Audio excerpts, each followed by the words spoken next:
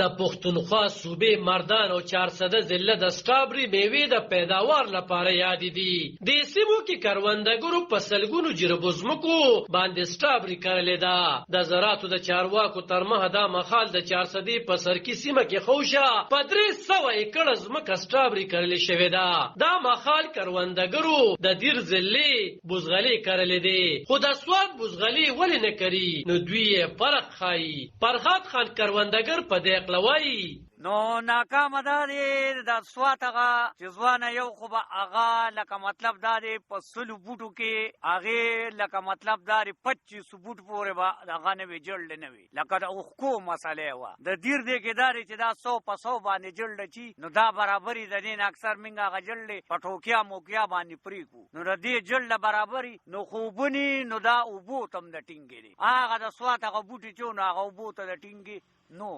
اغاز د ملک چې دین اغاز د ملک نه پایي. خدا غدا چې اصلي دوايان نشته د دې لپاره چې یاره موږ له مکمل کارو اسه نقل دوايان لري بسرورو. خو د زراعتو کارپوهان وایي کله چې په بوټي پورې ناروغي اونخلي نو پسندستي توګه د ورته داروګان ورکړي شي او بل دا چې د کروندې په وخت کې دی د زیات احتیاط نه کار واغستل شي چې بوټي جوبل نشي ځکه چې بیا په اسانه د ناروغ هدف کېدی شي. خدا چې اوس مخال کمی ناروغي لګیدلی نو هغې لپاره څه کول پکار دي. ډاکټر علي د 400 د زراعتو د توسيع محکمې ډایرکټر دی وایي چې دا پکار دار چې دوی خپل پټي د روزانه په حساب ګوري چې په کله بیماری نه وي لکه ښکارا شي او دوی سپریو کینو بالکل بکار کوي او چې بیماری ډیره زیاته خوره شي او لکه مطلب دی چې بوټي اوې نو داغه نه پس بیا کار نه کوي بیماری خپل عمل کړي نو دا چې کم دی یو پریونټیو سپری ورکول پکار دی د فنجیسایډ سپری چې دی دغه سکسز یا ټوپاس یا ریډومیل دوی ورکی نو ان شاء الله او لسو دی بعد هغه بیا دوهراو کړي ان شاء الله چې بیماری او پینځه دا کروندګر غوښتنه لري